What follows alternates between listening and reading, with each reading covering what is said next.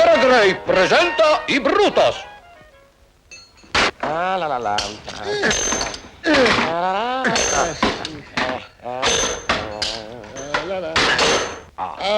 Questo motore è diventato il motore più veloce del mondo. Adesso può fare 300 km all'ora. 300 km all'ora. Ma va, è impossibile. Ma quando mai li ha fatti? E adesso li fa. E perché adesso? Perché? Perché adesso è diventato un motore truccato. Allora è pronta la mia macchina? Purtroppo no. Bisogna dare un'occhiata al motore. Sa, picchi in testa. Allora vengo più tardi. Venga più tardi. Picchi in testa.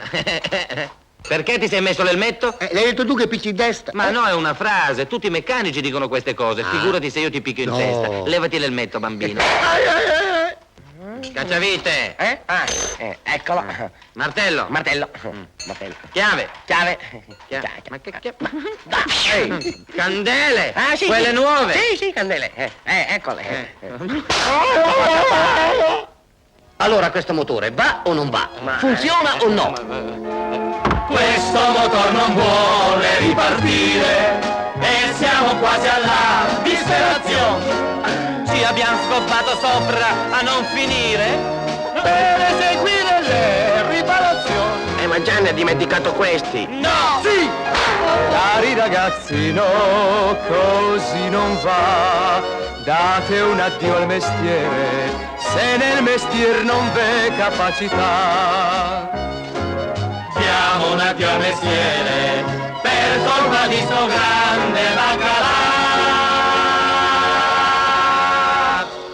Gianni, nonostante gli schiaffi che ti sei preso, hai sempre una buona cera. Una buona cera? Ottima direi. O cera Gray?